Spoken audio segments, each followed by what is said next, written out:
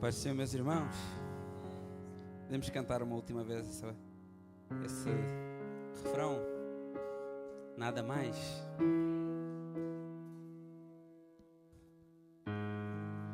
Nada além de ti, só quero a ti.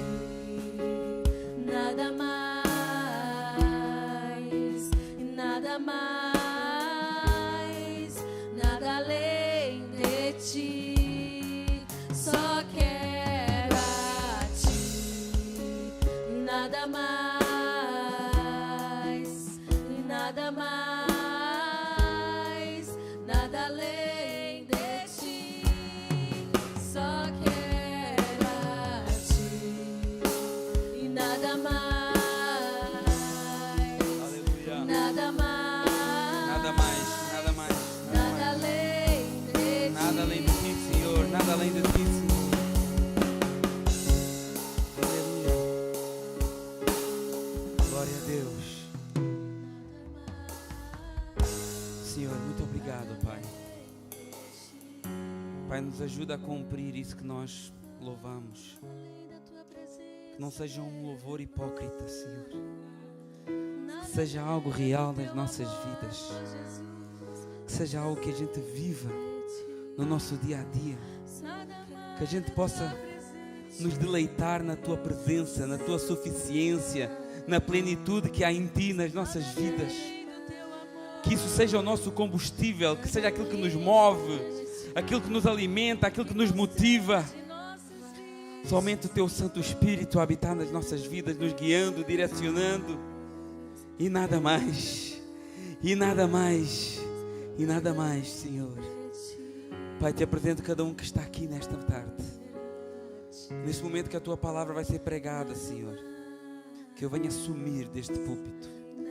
Que somente a Tua presença, somente a Tua glória, somente a Tua palavra possa ter primazia aqui no nosso meio, Senhor.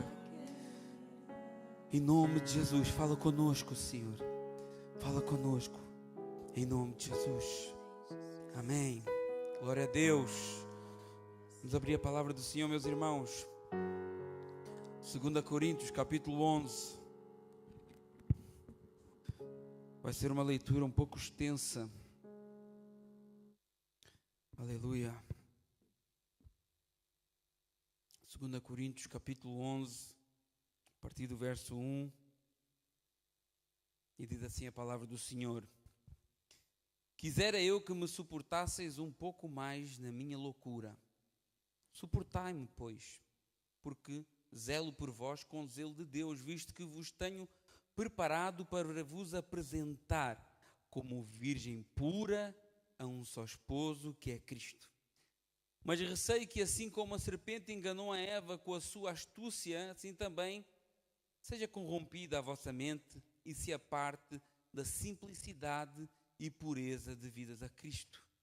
Se na verdade, vindo alguém, prega outro Jesus que não temos pregado, ou se aceitais espírito diferente que não o que tendes recebido, ou evangelho diferente que não tendes abraçado, a esse de boamente o tolerais. Porque suponho em nada ter sido inferior a esses tais apóstolos. E embora seja falto, rude no falar, não o sou no conhecimento, mas em tudo e por todos os modos vos tenho feito a conhecer isto. Cometi eu porventura algum pecado pelo facto de viver humildemente para que fosseis vós exaltados? Visto que gratuitamente vos anunciei o Evangelho de Deus. Despojei outras igrejas recebendo salário para vos poder servir. E estando entre vós ao passar privações, não me fiz pesado a ninguém. Pois os irmãos, quando vieram da Macedónia, supriram o que me faltava. E em tudo me guardei e me guardarei de vos ser pesado. A verdade de Cristo está em mim, por isso não me será tirada esta glória nas regiões da Acáia. Por que razão? É porque não vos amo, Deus o sabe. Mas o que faço e farei é para cortar ocasião àqueles que a buscam com o intuito de serem considerados iguais a nós naquilo que se gloriam. Porque os tais são falsos apóstolos, obreiros fraudulentos, transformando-se em apóstolos de Cristo. E não é de admirar, porque o próprio Satanás se transforma em anjo de luz. E não é muito, pois, que os seus próprios ministros se transformem em ministros de justiça, e o fim deles será conforme as suas obras. Outra vez digo, ninguém me considera insensato, todavia, se o pensais, recebei-me então como um insensato, para que também me glorie um pouco. E o que falo, não o falo segundo o Senhor, e sim como por loucura, nesta confiança de gloriar-me. E posto que muitos se gloriam segundo a carne, também eu me gloriarei, porque sendo vós sensatos, de boa mente tolerais os insensatos. Tolerais quem vos escravize, quem vos devore, quem vos detenha, quem se exalte, quem vos esbofeteie no rosto. Ingloriamente o confesso, como se fôramos fracos, mas naquilo em que qualquer tem ousadia, com insensatez o afirmo, também eu a tenho. São hebreus? Também eu sou. São israelitas? Também eu sou. São da descendência de Abraão? Também eu. São ministros de Cristo? Falo como fora de mim. Eu ainda mais, em trabalhos, muito mais.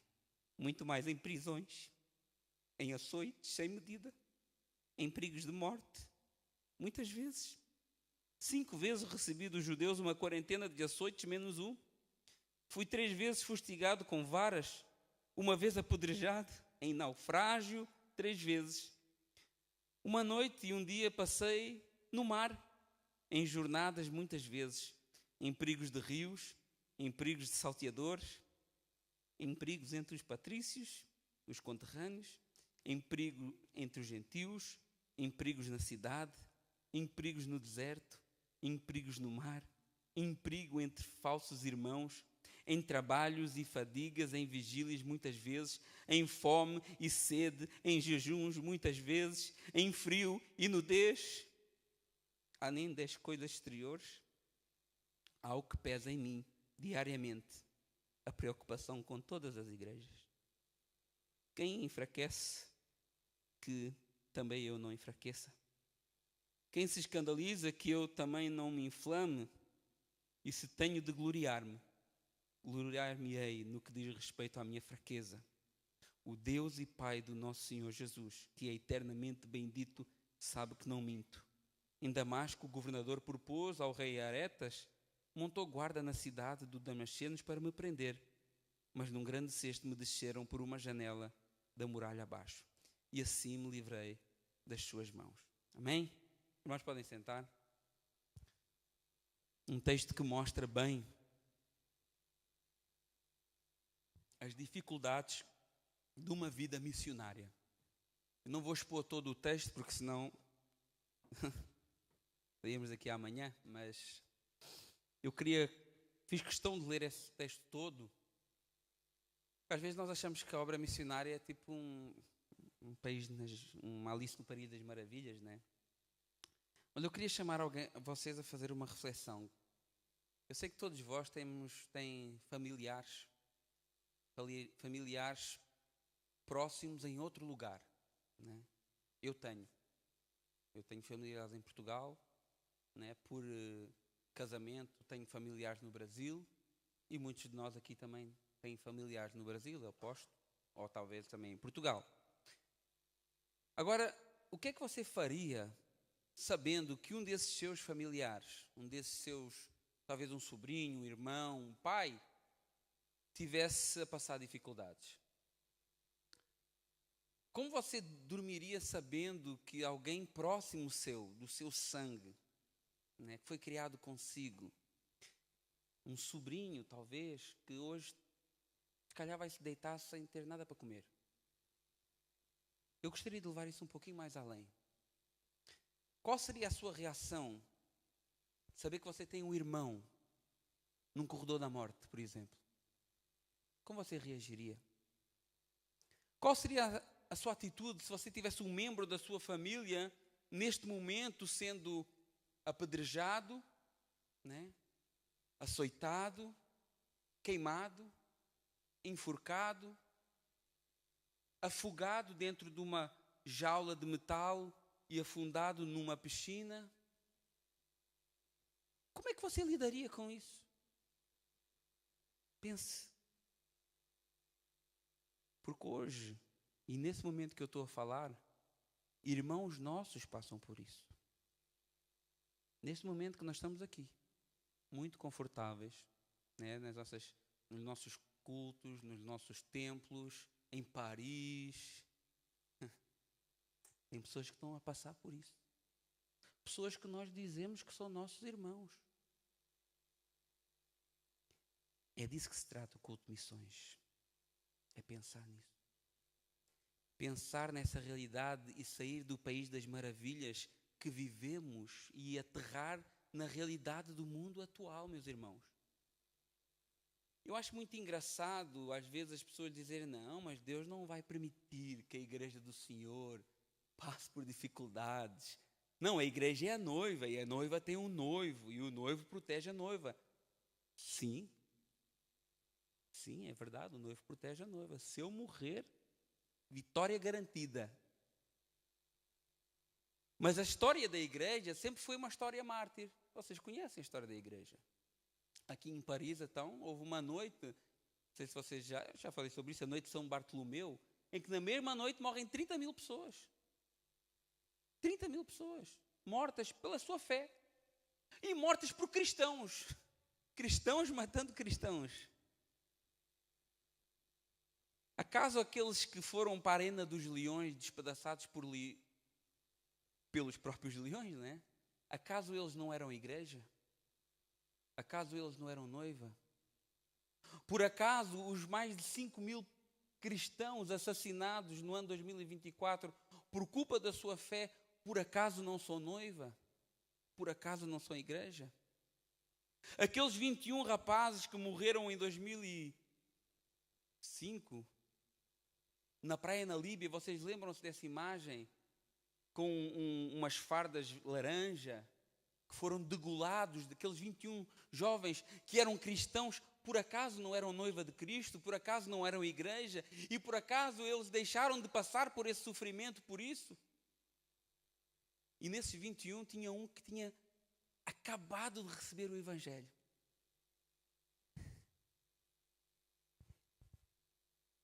E ele teve a oportunidade de negar a fé. Aos outros não deram a oportunidade. Mas àquele que tinha acabado de receber o Evangelho, ele teve a oportunidade de negar a sua fé. E ele disse assim, não, eu vou com eles. Porque eles são meus irmãos. E porque eu quero estar com Cristo. Então é muito triste nós vivermos numa realidade cristã que não representa aquilo que é o cristianismo no mundo. Não representa aquilo que os nossos irmãos vivem no mundo hoje como nós, com a mesma fé. Ou muito mais fé, talvez. Quase todas as igrejas têm um culto de missões, né? Onde se apela a essa necessidade de contribuir para a obra missionária. Irmãos, mas muito mais importante do que abrir a carteira para missões é abrir o coração para esta causa. É muito mais importante. Quantas pessoas nós temos hoje na igreja, aqui conosco neste momento, que deseja fazer a obra missionária? Quantas pessoas estão aqui hoje que podem dizer assim, olha, eu quero deixar tudo para servir a Deus? Será que nós temos aqui alguém? Será que existe aqui alguém? Esteja disposto a deixar emprego, deixar família, deixar casa, deixar conforto para fazer a obra missionária. Porque a obra missionária, mesmo, você pode orar muito e deve orar, você pode contribuir, mas se ninguém for, meus irmãos, se ninguém for, e será que temos no nosso meio alguém para ir? Ficou chato o culto, né? Ficou chato. Será que temos aqui alguém que pelo menos ora pela obra missionária? Pelo menos ora pela obra missionária. Que pelo menos acorda de manhã e diz assim, olha, Senhor, guarda os missionários. Senhor, fortalece aqueles que estão talvez a 1 minuto de serem sacrificados. Pelo menos isso nós fazemos. Será? Porque com o passar do tempo nós nos tornamos, a igreja, ela se tornou tão egoísta. E hoje a igreja se tornou um covil de pessoas que passeiam as suas vaidades e os seus interesses. Onde se prega o amor ao próximo, mas onde na realidade eu estou preocupado com os meus interesses. Eu estou preocupado com os meus problemas. Eu quero que Deus trabalhe para mim. Eu quero que Deus resolva o meu. É o meu sucesso profissional que importa. É a minha conta bancária que importa. É o meu carro do ano que importa. É aquele varão que eu estou orando para Deus me trazer que importa. É aquela chácara que eu sempre sonhei que importa. É isso que nos importa. É isso que nos importa. Enquanto a 3.200 quilômetros daqui, é já ali, meus irmãos. Os irmãos são de um país gigante. Estive lá agora, em 2 viagens grandes, fiz 5.500 quilômetros. Em 2 viagens grandes, no mesmo país. E a 3.200 quilômetros daqui, há crianças que não têm o que comer hoje, ou crianças que vão morrer à fome hoje. Aqui ao lado. Mais perto ainda, na Líbia, a 2.700 quilômetros daqui, numa reunião como essa, a probabilidade de entrar alguém e matar todo mundo é muito elevada. Pertinho daqui, não está longe. E prepare-se, porque está chegando aqui. Está chegando aqui. Irmãos que estão aqui ao nosso lado. E nós, às vezes, estamos aqui numa igreja disputando uma posição, um cargo, um estatuto. Que infantilidade. Uma briguinha, porque o fulano não olhou para mim, porque eu passei, ele não me olha, não me deu a paz do Senhor, não me cumprimentou. Porque ninguém me deu parabéns. Irmãos, eu estou quase a acabar com essa história do parabéns no grupo do WhatsApp. Porque é uma ferida para quem não recebe o parabéns que eu não entendo. Que eu não entendo. O ponto que nós chegamos, pessoas que ficam chateadas porque não estão num grupo do WhatsApp. Teve uma irmã que aceitou Jesus e tal. Aceitou Jesus, veio aqui à frente. Mas como não foi colocada no grupo do WhatsApp da igreja, nunca mais vai à igreja. Porque o que importa é estar num grupo do WhatsApp, né? Eu prefiro estar no grupo do WhatsApp do que estar no céu quase. É triste isso. Olha o ponto que nós chegamos, porque o pastor não me ligou, porque o pastor não disse, porque o pastor não faz. Olhem as nossas preocupações hoje. Repare bem, as duas realidades diferentes dessas igrejas. Uma em que não se pode reunir publicamente, e outra que se reúne publicamente, mas não entendeu o propósito. Realidades tão distantes umas das outras. E muitos de nós vivemos numa igreja em que o Senhor olha para ela e diz assim: olha, nem és fria, nem és quente, né? Eu estou quase a vomitar-te da minha boca. E dizes que eu sou rico, eu sou abastado, eu não preciso de coisa alguma, mas és infeliz, és miserável, és pobre, és cego e és nu. E essa é a igreja do Ocidente. Essa é a igreja da Europa, a igreja das Américas, a igreja dos grandes templos, dos grandes eventos, dos grandes investimentos financeiros, dos pastores que recebem 30 salários. Eu estive lá agora, eu já comentei isso com vocês. 30 salários, nem que fosse 10 salários. Nem que fosse 10 salários. E eu não sou contra isso.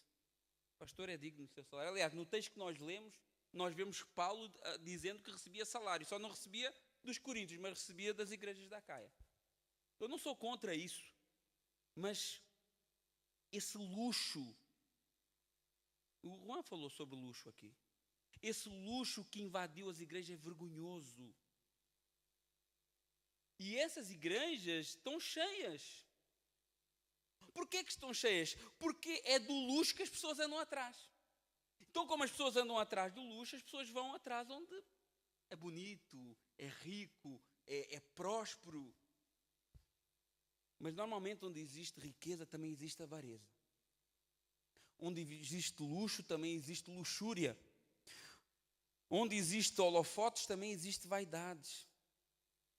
E esses grandes locais, essas grandes igrejas, os acessos são condicionados normalmente não a uma vida de santidade, o que é normal, né? A vida de santidade é muito importante para poder participar de uma igreja. Mas normalmente os acessos não são condicionados por uma vida de santidade. Os acessos são condicionados por uma performance. São os melhores cantores, são os melhores pregadores. Tem que ser os melhores porque o público tem que ser agradado. Mas a obra de Deus nunca foi para os melhores. Nunca foi para os melhores. A obra de Deus sempre foi para os improváveis. E, na realidade, se eu já me acho o melhor, então eu estou desqualificado para a obra de Deus. Desqualificado para a obra de Deus. A obra de Deus sempre foi para aqueles que se acham piores. Olha o que é que Paulo dizia a Timóteo. Fiel essa palavra digna de toda aceitação, que Cristo veio ao mundo para salvar os pecadores, dos quais eu sou o principal. A igreja hoje vai vivendo essa falsa humildade, que diz assim, olha, eu sou o piorzinho dos meus irmãos, mas cobro um cachê para pregar, né? Eu estou ruim que as pessoas têm que pagar para me ouvir, né? Eu amo o meu irmão, mas ninguém dá nada de graça a ninguém. Tudo a gente quer tirar uma vantagenzinha, né? A minha vida está nas mãos de Deus, mas se eu vou dirigir uma igreja, a pergunta é, qual é o meu salário? O que é que eu ganho com isso? Então nós vemos como que realmente as coisas estão completamente mudadas. Como estão completamente mudadas. Às vezes nós dizemos, eu e a minha casa serviremos ao Senhor. Mas falta o dinheiro, acaba logo o serviço ao Senhor. Se acaba o dinheiro, começa logo a briga. Se acaba o dinheiro, começa logo a discussão. Se acaba o dinheiro, surge logo o rumor do divórcio. Filhos entregues às vezes a jogos de violência e sexo, entregues às redes sociais. Talvez até algum pai aqui que tem uma filha com um relacionamento virtual com alguém e você nem sabe. E você nem sabe. Talvez até possa ser um pedófilo. Talvez até já partilhou uma foto íntima com alguém, sua filha ou seu filho. E você talvez nem sabe. Talvez já recebeu uma. Talvez tenha um encontro marcado e você nem sabe. Talvez a foto da sua filha ou do seu filho já faz parte de um site de conteúdo adulto e você nem sabe. Por quê? Porque você está muito preocupado em ganhar dinheiro, em ganhar as coisas dessa terra e a sua família fica para depois. Porque o eu e a minha casa serviremos ao Senhor é um jargão evangélico que nós dizemos, mas não vivemos isso. Não vivemos isso. Será que você pode afirmar com 100% de certeza que tudo isso que eu falei não se passa na sua vida? De repente você começa a pensar, o que é que a minha filha está vendo? O que é que o meu filho está julgando? Com quem que ele está falando? Realmente eu estou a ser negligente na minha educação, na educação que eu estou dando ao meu filho. De repente você olha para a sua vida e para a sua família e vê que Deus está longe. Deus está longe, e Deus está longe porque você o afastou, porque nós o afastamos, não o que Ele quer estar longe. Porque nós, muitas vezes, estamos tão distantes daquilo que é verdadeiramente o cristianismo, verdadeiramente o ser igreja. Nós vemos como que a igreja nunca foi tão egocêntrica. Como as coisas deixam de girar em torno de Deus e passou a girar em torno do homem e aquilo que ele pode ganhar, aquilo que ele pode adquirir. Deixamos de olhar até para a nossa própria família, como eu disse, para cumprir esses nossos objetivos financeiros, esses nossos planos. Porque o homem é insaciável e vai querer sempre mais. E por outro lado, como o homem é insaciável, a igreja se torna insaciável também, por culpa do homem. A igreja vira o que virou por culpa do homem. E hoje nós temos eventos e fazemos programação e temos uma agenda grande porque o povo gosta disso. E andamos aqui a trabalhar, a nos esforçar para o povo. Porque se a gente não fizer, o povo vai para o mundo. Se a gente não faz um louvorzão aqui, o povo vai para o show lá. Se a gente não faz uma vigília ou qualquer coisa, o povo vai fazer outras coisas lá no mundão. Mas sabe qual que era a agenda de Pedro, João e os apóstolos? A agenda deles era ir ao templo orar 3 vezes por dia. Essa era a agenda deles. Sabe qual era o evento nos dias dos apóstolos? Era reuniões de oração de madrugada fora. Esse era o evento que havia.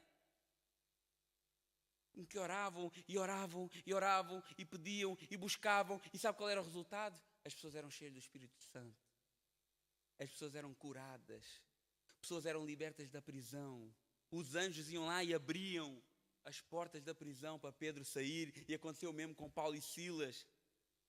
Esses eram os grandes eventos da igreja primitiva. A igreja do tempo dos apóstolos deve servir como padrão para hoje. E nós estamos buscando um padrão de igreja para nós que não é a igreja bíblica. Mas nós estamos mostrando, porque a gente vai, às vezes, a um evento e vê um culto e vê, uau, a igreja tem isso, tem aquilo, ai, vamos colocar lá na nossa igreja, vamos fazer também. Irmãos, o padrão de igreja para nós é a igreja bíblica. Não é isso que está por aí, não. É aquela igreja que perseverava na oração. É aquela igreja que mandava missionários. É aquela igreja que estava ali na doutrina dos apóstolos, de pão, comendo pão de casa em casa, partilhando. Essa é a igreja, esse é o padrão para nós hoje. Mas nós vemos um outro padrão. Vocês já repararam que as igrejas parecem ser tudo muito parecido? As grandes igrejas aí parecem que é tudo a mesma coisa, praticamente. Tudo muito parecido. É as luzes, é as cores, é os cartazes, é o Instagram, parece uma empresa competindo por um lugar no mercado, competindo por um movimento. Tem muito movimento, muita coisa, muita vida. Mas Jesus olha para elas e diz, olha, eu conheço as tuas obras, tens nome de que vives, mas estás morto. Jesus diz isso por quê? Porque as obras dessa igreja é incompleta. Obras incompletas, o que é que adianta? Meus irmãos, tudo isso. Eu estava a falar com o irmão estava aqui e dizia, ei pastor, nós temos um bom sistema de som e tal, temos boas condições e a gente investe realmente. Essas colunas aqui, elas custaram mais do que o dinheiro que a igreja tem. A igreja nem tem o valor que elas custaram, mas não tínhamos que comprar, então compramos. A gente investe, né, na obra do Senhor com aquilo que, graças a Deus, o Senhor tem trazido para nós. Mas o que é que importa tudo isso? O que é que importa ter o melhor som? O que é que importa ter o melhor louvor? Os melhores cantores? O melhor pregador? Os melhores diáconos? O que é que importa se a presença de Deus não estiver presente? Se o Senhor não estiver connosco, o que é que isso adianta? O que é que isso adianta? Obras incompletas. Nós nem sempre, porque você corre uma lágrima, significa que é a presença de Deus. Você sabe disso, né? Quantas lágrimas você derramou vendo o Titanic? Uma miúda que conhece um rapaz, faz sexo no mesmo dia. Vocês já repararam nisso? Faz sexo no mesmo dia. E a gente chora por aquilo. Você acha bonito. Ai, que coisa tão linda, morreu o cara lá. Aquilo é a presença de Deus? Mas você chorou. Então, meus irmãos, nem sempre que a gente chora significa a presença de Deus. E às vezes as igrejas estão a trabalhar nessa base aí, ó, emoção. Porque é as luzes, porque é o fumo, porque é o louvor, porque é a letra, porque é a ministração. E as pessoas estão movidas por emoção. E nunca houve tanta igreja no mundo e o mundo nunca teve tanta miséria como está hoje.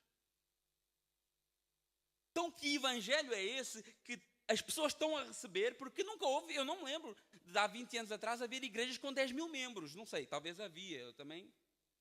Hoje existem dezenas de igrejas com mais de 10 mil membros.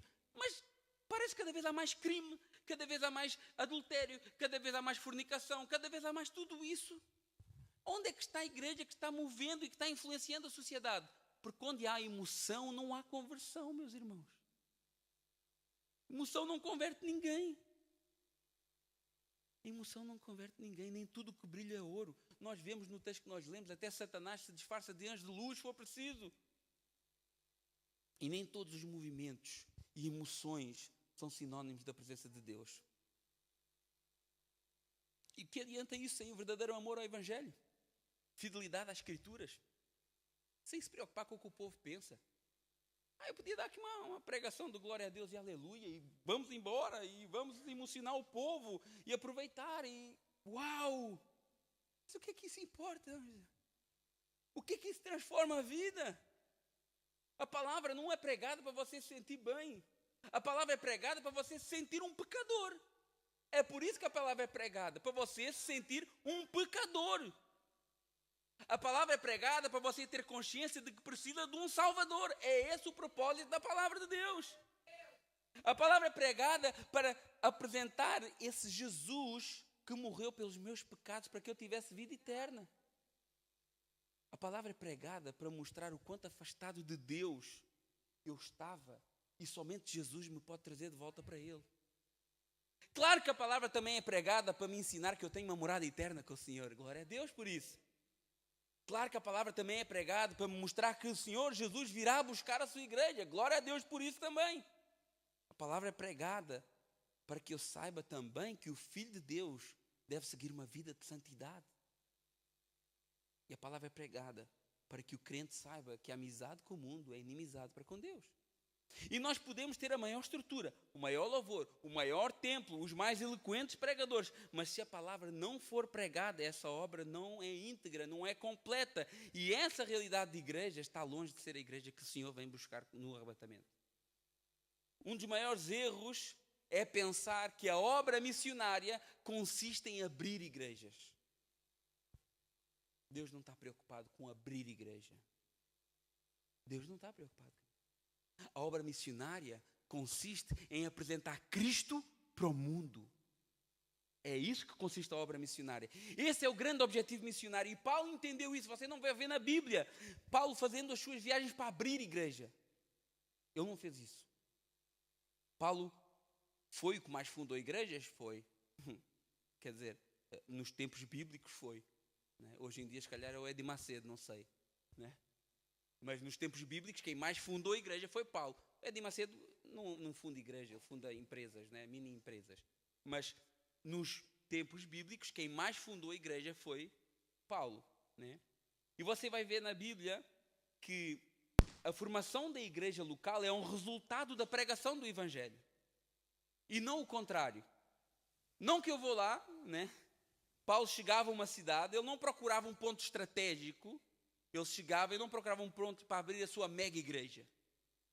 Eu não, olha aqui, é perto do Dagar, é perto do autocarro, é perto do barco, vamos abrir a igreja aqui porque fica fácil. Não era isso que Paulo fazia. Paulo chegava e pregava o Evangelho. E ele começava a pregar nas sinagogas, ele ia à sinagoga. Ele ia à sinagoga dos judeus. E toda a cidade que havia sinagoga era o primeiro ponto que ele parava. Ele ia à sinagoga dos judeus e mostrava para os judeus que Jesus era o Cristo das Escrituras. Então, o objetivo, o plano, a missão sempre foi apresentar Jesus. Claro que a igreja ela vai se formando à medida que as pessoas vão recebendo o Evangelho. Porque a igreja é isso. Pessoas reunidas em nome de Jesus. E onde houver um grupo reunido em nome de Jesus, Jesus está lá. E ali é a igreja. E isso pode ser questionável também. Em que nome é que nós estamos reunidos aqui? Eu sei que estou no nome de Jesus. Mas e o irmão? E a irmã? Está aqui em nome de Jesus ou está aqui em seu próprio nome? Pense nisso aí. Você vem para a igreja em nome de Jesus ou vem para a igreja em seu próprio nome? Isso é bom nós considerarmos para a nossa vida. Em nome de Jesus. Se for no seu próprio nome, você pode até estar numa igreja, mas você não faz parte dela. Agora, se é em nome de Jesus, então você faz parte da igreja que vai morar no céu eternamente. E Paulo pregava o Evangelho e as pessoas iam se juntando para ouvir e aprender a palavra. E aí surgia aquilo que nós chamamos hoje de igreja local. Mas o propósito inicial era pregar Cristo como o Salvador da humanidade.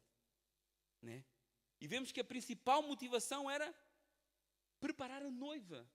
Preparar aqueles que vão um dia estar com Jesus eternamente. Eu queria entrar no texto de 2 Coríntios capítulo 11, verso 1.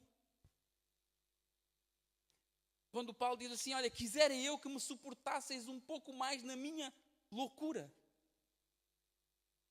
Suportai-me, pois. Sabe aquele pastor chato? Aquele pastor que prega sempre o mesmo. Só tem uma palavra ele. Aquele pastor que só chama para a santidade, só fala de Jesus, só fala na cruz, que diz para as pessoas desprezarem a vida do mundo. Você conhece alguém assim? Então, que só insiste na mensagem da cruz.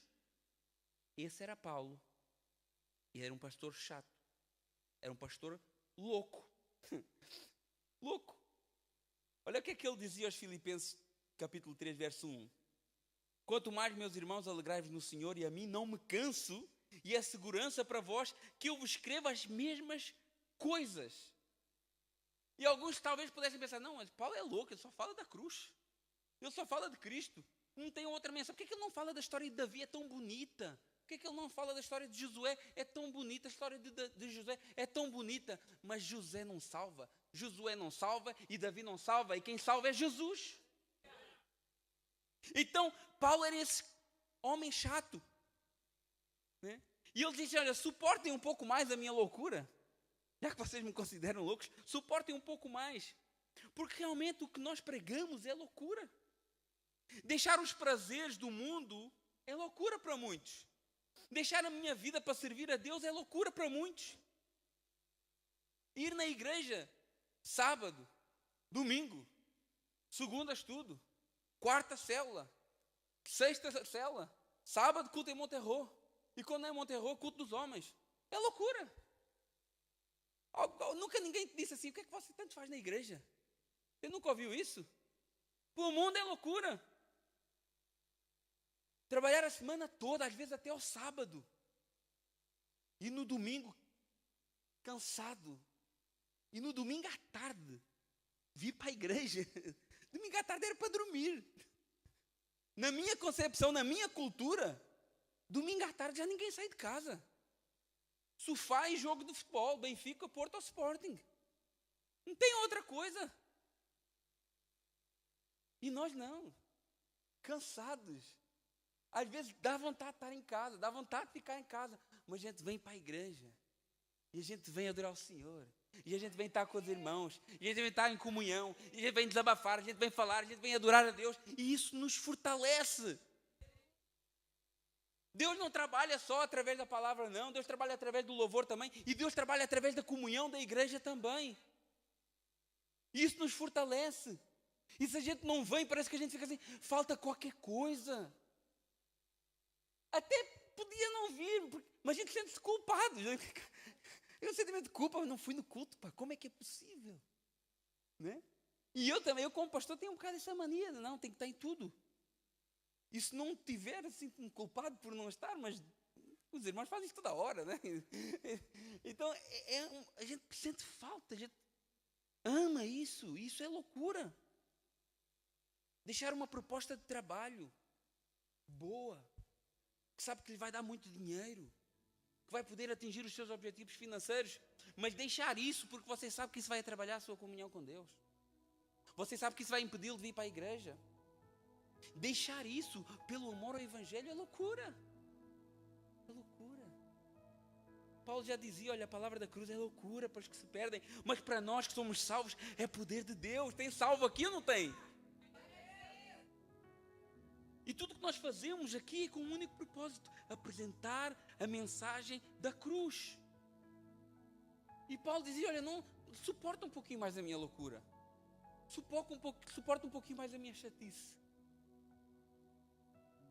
Às vezes as pessoas vêm falar comigo e acham que eu tenho uma varinha de condão para fazer assim. Plim, está resolvido o problema. Acabou o desejo pelo sexo, acabou o desejo pelo cigarro, acabou o desejo pela pornografia. Não existe isso.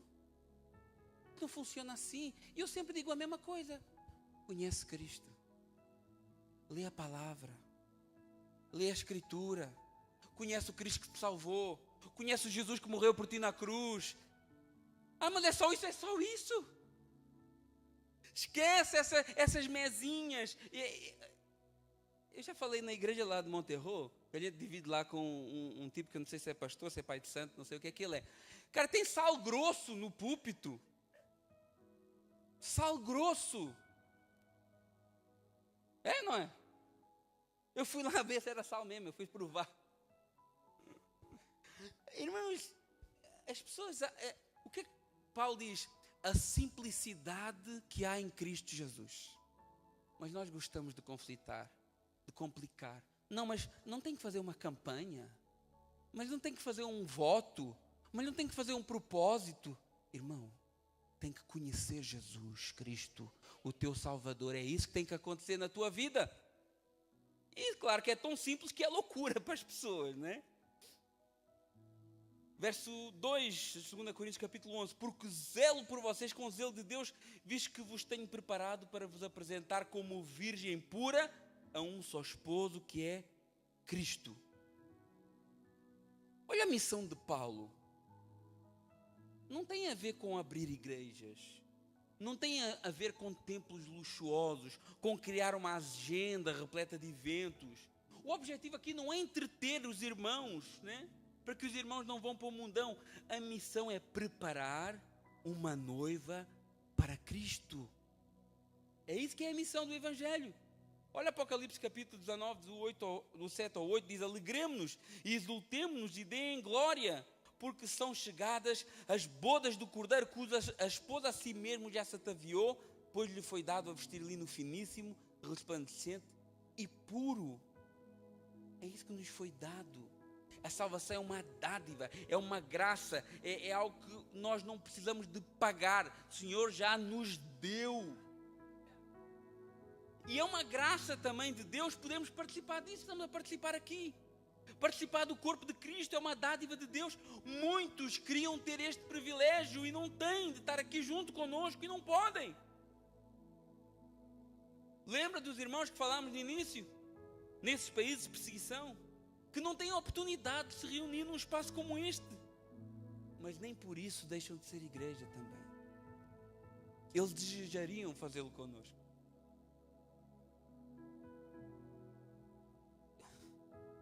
Eles desejariam estar aqui conosco hoje, cultuando a Deus, adorando o Senhor, sem ter que olhar para trás, sem medo,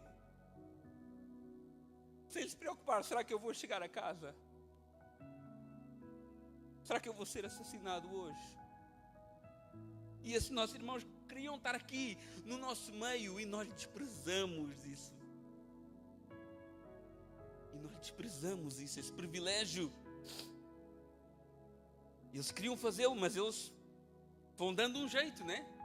É um jantar de família, serve de desculpa. É um aniversário, serve de desculpa. É numa cave escondida, sem som, sem instrumento, sem música, sem louvor. E eles estão lá fazendo. Aleluia. Não existe endereço fixo. Não existe uma placa denominacional. Não existe um calendário de eventos. Aleluia. Mas existe uma igreja comprada e lavada com o sangue do Senhor Jesus. Estão escondidos, estão com fome, estão com frio, estão em sofrimento, mas eles também fazem parte desta noiva que vai morar com o Senhor para sempre. Vivem em condições que talvez muitos de nós negaríamos a nossa fé. Talvez se passássemos na peneira daqui, muitos não passavam. E eu não estou a dizer que eu passaria. Eu não estou a dizer que eu passaria, meus irmãos. Eu não estou a dizer que eu passaria. Eu peço a Deus para nunca me colocar numa posição dessa.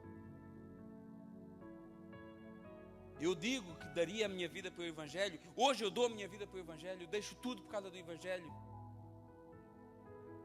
Mas se a gente passasse por uma situação como essa, nossos irmãos, como seria a nossa reação? Eu não quero me fazer mais santo do que vocês e dizer: não, eu me entregaria. Não vou fazer isso. Não vou fazer isso. Mas como é que seria? Nós fomos agraciados pela liberdade e desprezamos essa graça. essa dádiva do Senhor, esse lino finíssimo. Deus nos deu essa graça como algo valioso para nós. Nós não poderíamos comprar essa graça, é valiosa. Qual é o valor que você daria pela sua salvação? Você não pode comprá-la, mas se pudesse, você compraria. Você não pode comprá-la, mas se pudesse, você compraria. Porque talvez alguns de nós, se não pode, não faça o corte, nessa heresia aqui. Se pudesse comprar, talvez alguns nem isso investiriam. Talvez alguns nem isso comprariam. Que valor que você dá? Será que temos essa salvação como algo valioso para nós? 2 Coríntios 4:7. Temos, porém, esse tesouro em vasos de barro, para que a excelência do poder seja de Deus e não de nós. Olha o que é que Paulo está dizendo. Nós somos o vaso de barro e a salvação em nós é o tesouro. Então, se tem algo valioso na tua vida, é a tua salvação. É isso que Paulo está dizendo. E muitos mais estão dando valor ao barro do que ao tesouro que está lá dentro. Muitos estão, inclusive, tirando o tesouro e colocando o mundo. E nós fazemos isso quando damos mais valor aos prazeres carnais do que às coisas espirituais. Mas um dia esse tesouro que está aí dentro de ti, se está dentro de ti um tesouro, um dia esse tesouro será manifesto em glória resplandecente e pura. É isso que nos espera. Esse que é corruptível se revestir de incorruptibilidade. Isso que é barro de pouco valor, um dia será linho finíssimo, resplandecente e puro. Esse deve ser o nosso desejo. Se temos zelo por Deus, como diz Paulo, devemos nos preparar e nos empenhar para essa missão, para que outros possam ser participantes dessa graça, fazer parte desta virgem pura. Olha como é que Paulo descreve a igreja: virgem pura. Desafiante? Vocês repararam que Paulo usa aqui um estilo de linguagem que se chama hipérbole? É quando a gente quer enfatizar muito uma coisa, como a gente exagera muito, né? É a mesma coisa que eu dizer grande sumo sacerdote. É uma hipérbole, porque o sumo já é o maior. Grande, maior é um exagero para enfatizar a ideia que o Paulo queria passar ou que o escritor quer passar. E ele diz assim: virgem e pura. Olha a responsabilidade, olha o desafio para nós. Será que nós nos enquadramos aqui nisso que Paulo está dizendo? Nessa igreja do Senhor que vai ser arrebatada para Ele e que tem que ser virgem e pura. Será que nós nos enquadramos? Quando você olha para a sua vida, para as suas atitudes, para os seus pensamentos, para as palavras que saem da sua boca, você vê uma igreja virgem e pura? Todos os seus pensamentos são puros? Todas as suas atitudes são puras? Todas as suas falas são puras? Por isso que Paulo não deixava de pregar a mensagem da cruz. Porque não tem a ver com aquilo que eu faço, tem a ver com aquilo que Jesus Cristo já fez. E quando eu olho para a cruz de Cristo, e eu olho o preço que as minhas ações mereciam, e eu vejo o quão impuro eu sou, mas a boa notícia do Evangelho é que Cristo na cruz cumpriu aquilo que eu não podia cumprir. Cristo pagou o que eu não podia pagar. Cristo sofreu o que eu não conseguiria sofrer. Cristo assumiu o que eu não poderia assumir. Cristo venceu o que eu não poderia vencer. Ele perdoou o que eu não conseguiria perdoar. Ele abriu o caminho que eu nunca conseguiria abrir. E Ele me deu um acesso que eu nunca poderia ter. E hoje, pela fé, nesse sacrifício, nessa cruz, a palavra diz que se eu confessar os meus pecados, Ele é fiel e justo para perdoar os pecados e nos purificar de toda a injustiça. E assim eu posso fazer parte dessa noiva virgem e pura. Não por mim, não pela minha santidade, mas pela santidade do santo que morreu na cruz por mim. Isaías capítulo 1, 18, 19. Um contexto semelhante ao de hoje. Cultos hipócritas, sacrifícios hipócritas, eventos Leia Isaías capítulo 1 e veja a igreja dos dias de hoje. Mas no meio de toda essa miséria, tem uma palavra de graça. Já lá em Isaías, a graça não é algo do Novo Testamento. Ela foi manifesta na cruz do Calvário, mas ela já está desde o início. E em Isaías capítulo 1, versos 18 e 19 diz: olha, vinde, pois, e reflita junto comigo. Pense, o chamado de Jesus é sempre um chamado racional. Para pensar. Não tem a ver com emoção, tem a ver com raciocínio. Vinde, pois, e reflita junto comigo, diz o Senhor: ainda que os vossos pecados sejam como a escarlata, como o vermelho, eles se tornarão brancos como a neve. Ainda que sejam vermelhos como o carmesim, eles se tornarão como a lã. E se quiseres e me ouvires, comereis o melhor desta terra. Sabe o que é que Deus está dizendo? Não importa o teu pecado e não importa a tua fraqueza. Creia em mim e se arrependa.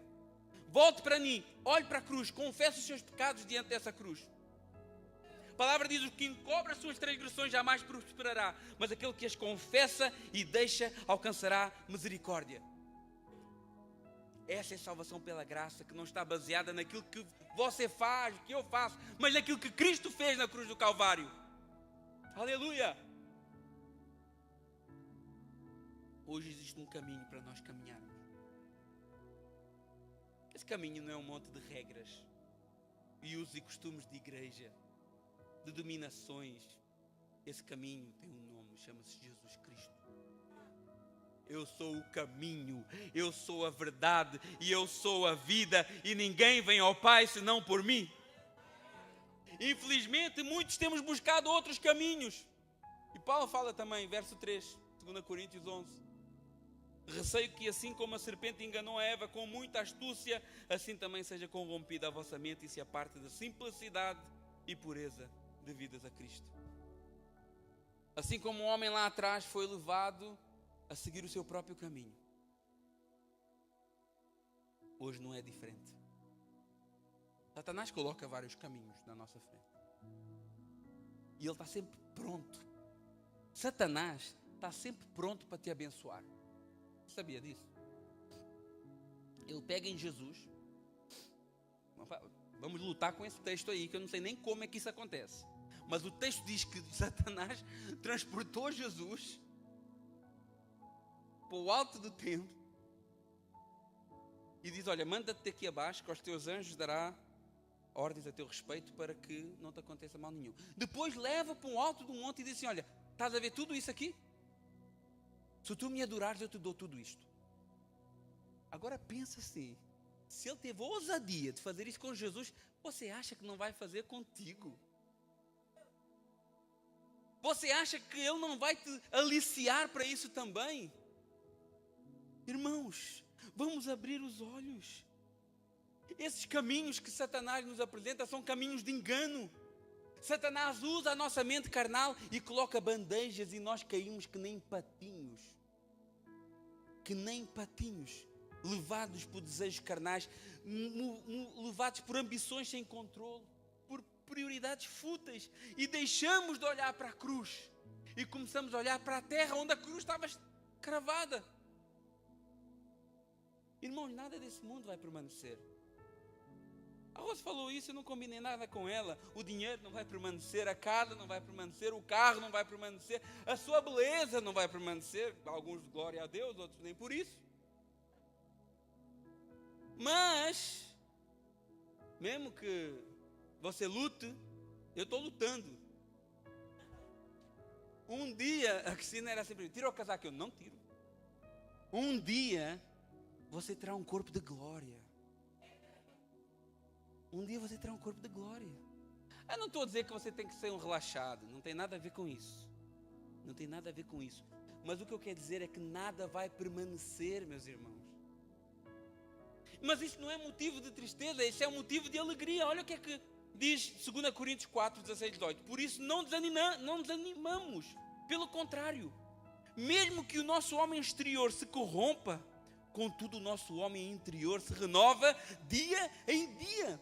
Porque a nossa leve e momentânea tribulação produz em nós eterno peso de glória acima de toda comparação, não atendendo nós para as coisas que se veem, mas para as que não se veem, porque as que se veem são temporais e as não que se veem são eternas.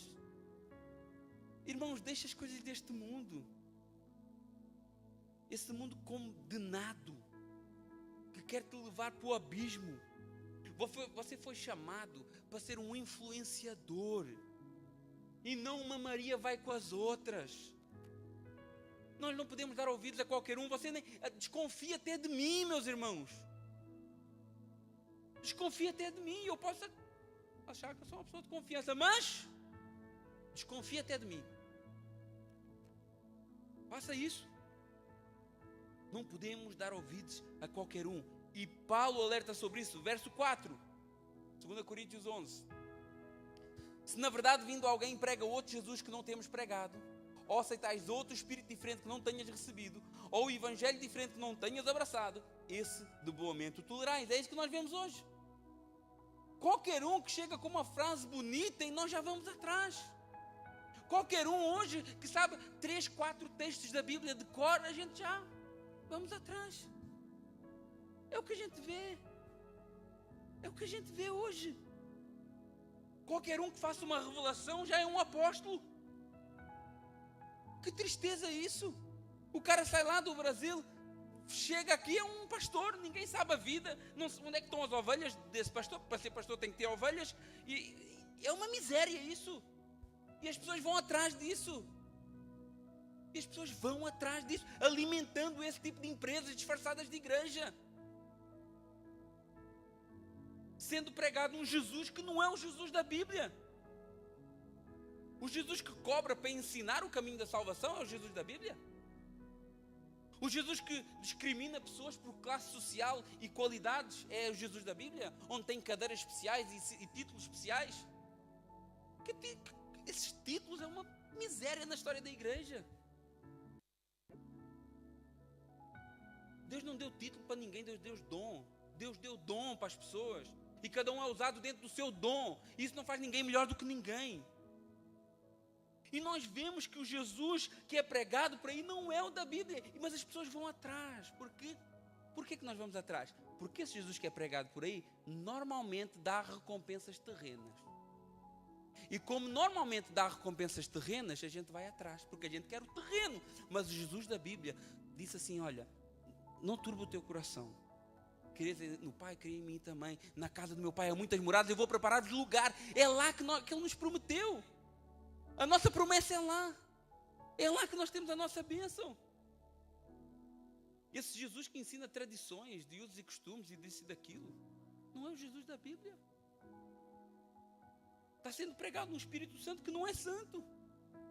Que promove uma bagunça na igreja. Uma confusão que ninguém sabe. Alguma vez isso é Espírito Santo, meus irmãos? Que sensualiza, que erra profecias, que gera contendas e divisão dentro da igreja? Não, eu senti de Deus abrir outra igreja aqui do lado daquela. O Espírito Santo é esse, que divide o corpo. Então é pregado um Espírito Santo que não é um Espírito Santo, porque não se manifesta como fruto na vida da pessoa. É tanto Espírito Santo, mas não tem fruto. Tem fruto maligno. Tem ganância, tem invejas, tem porfias. Um evangelho que não é um evangelho. Porque não é por graça, é por obras. Onde a salvação está dependente de um dia da semana. Onde a salvação está dependente de um véu na cabeça. Onde a salvação está dependente do número de vezes que se ora, de uma prática religiosa. Paulo diz aos Gálatas 1,6, olha, eu admiro-me que estejas passando tão depressa daquele que vos chamou da graça de Cristo para o outro evangelho, o qual não é outro senão que há alguns que vos perturbam querendo perverter o evangelho de Cristo. Mas ainda que nós mesmos, olha o que é que Paulo está dizendo, ainda que nós mesmos, ele está colocando ele no baralho, ou um anjo do céu vindo e vos prega um outro evangelho além do que foi pregado, que seja amaldiçoado. E ele repete no verso 9 a mesma coisa. Assim já dissemos, e agora repito, se alguém vos prega um outro evangelho que vai além daquele que recebeste, que seja amaldiçoado. Irmãos, não se deixe enganar. Não seja levado por ventos de doutrina. Estuda a palavra, conheça a palavra, não ponha a sua salvação nas mãos de alguém. Não viva de papinha, como um bebê, como um alimento sólido. Eu dou glória a Deus que essa igreja, a gente está segunda-feira, graças a Deus consegue ter ali 20, 25 pessoas no estudo bíblico. A minha vontade é que tivesse todo mundo lá. Era o meu desejo que tivesse todo mundo lá. Dou glória a Deus por conta no culto dos homens. E olha que o ministério de homens é um ministério difícil, meus irmãos. Todas as igrejas que eu só tive duas. Mas a gente acompanhava outras. Mas dificilmente o grupo de homens tem sucesso. Dificilmente. E nós ontem estávamos ali num culto de homens. Olha a bênção que foi ali. Olha a bênção. E malta fiel ali, está ali sempre, cada vez que há culto, estão ali firmes. Bênção, isso é bênção. Irmãos, nós temos que nos unir, aprender juntos. Eu aprendo com os irmãos, alguma coisinha talvez possam aprender comigo, e vamos caminhar. E não vamos deixar nos enganar, vamos unir as nossas forças. Verso 5, para terminar. Porque suponho em nada ter sido inferior a esses tais apóstolos. Embora seja rude no falar, não sou no conhecimento, mas em tudo e por todos os modos vos tenho feito conhecer isso. Irmãos, a maior prova do teu compromisso com Deus é a tua vida. É a maior prova. Você não tem que me dizer que sabe a Bíblia. Você não tem que me dizer que é isso, que é aquilo, que já fez, que já aconteceu. Você tem que viver isso. Você tem que deixar as suas obras falar isso. O seu trabalho dizer isso. Tem um irmão, eu vou dar esse exemplo, eu não vou falar o nome dele, não posso ficar envergonhado. A gente estava a orar para alguém para nos ajudar aí numa determinada área. E a gente falou com essa pessoa. Irmãos, quando a pessoa ela não tem que dizer que é nada. E hoje, quando eu chego aqui, e eu chego muito cedo, chego 2 e pouco, 2 e tal, a pessoa já estava aqui, servindo.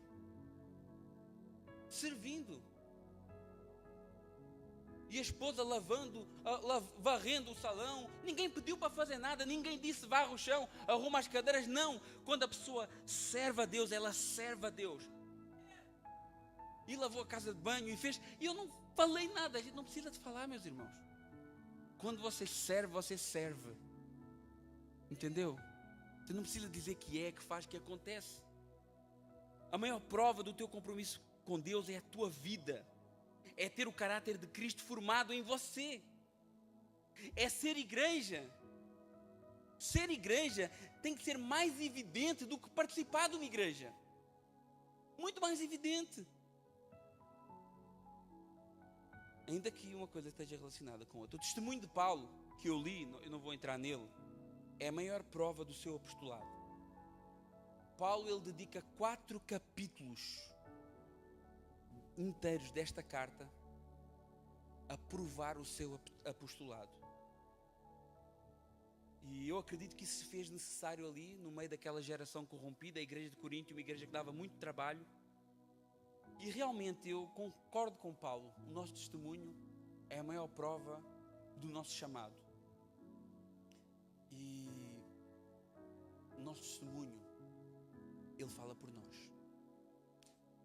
Não pense que a igreja não observa. Nós observamos uns aos outros.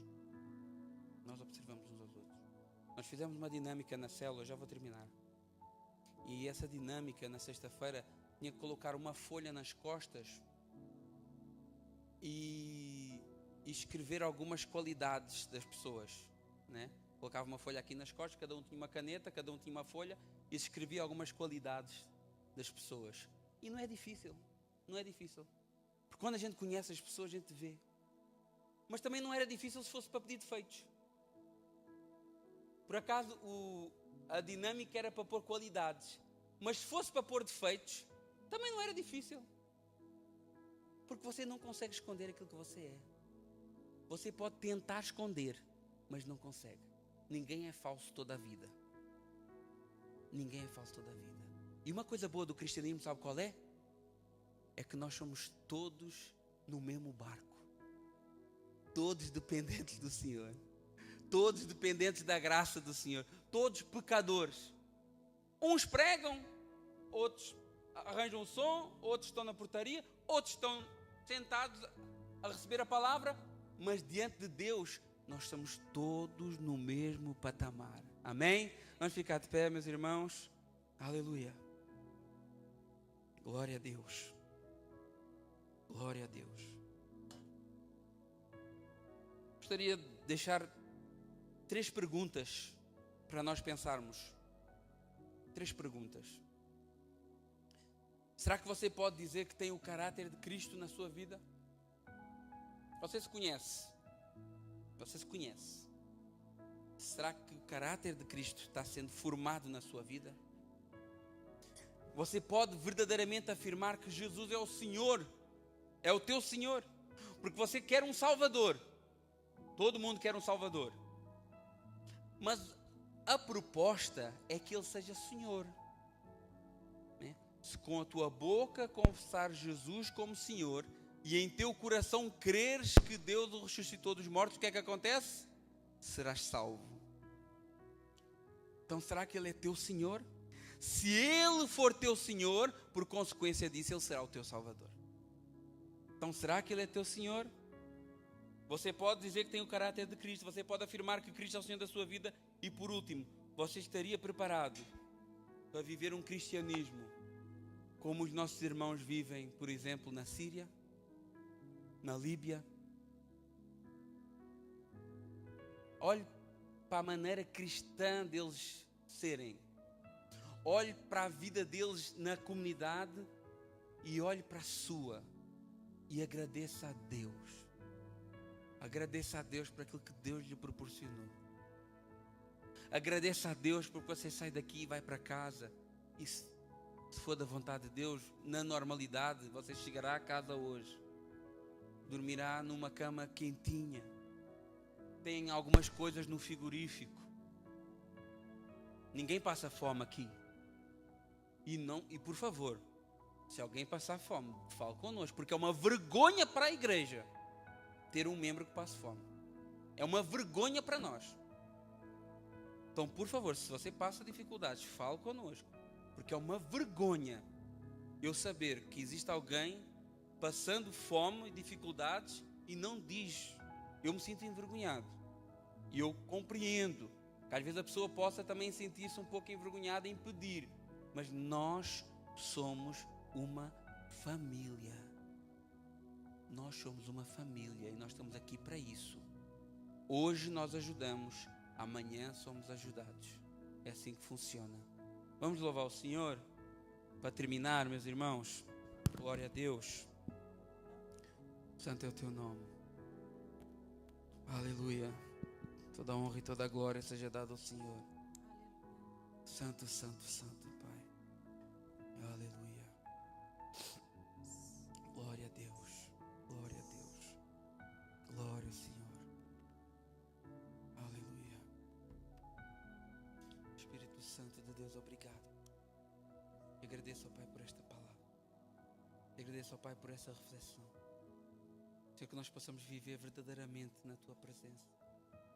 Que a gente possa verdadeiramente viver aquilo que Tu queres para nós, do jeito que Tu queres para nós, sem falsidades, sem hipocrisias, sem vaidades, com pureza e singeleza de coração.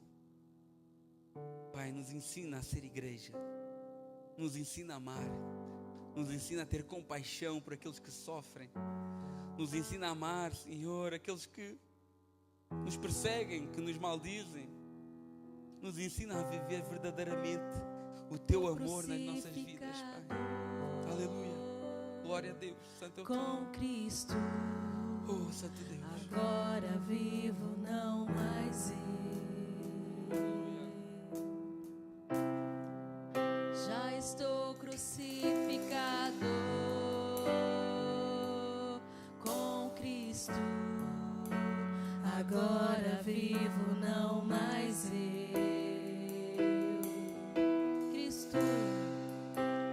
Cristo vive em mim. Você pode declarar isso. Aleluia. Você pode declarar isso com toda a certeza. Cristo vive em mim. Oh, aleluia. Aleluia. Glória a Deus. Cristo vive em mim. Aleluia. Cristo vive em mim. Aleluia. Já estou crucificado com Cristo. Agora vivo, não mais eu. Oh, Santo Deus, aleluia. Já estou crucificado com Cristo. Agora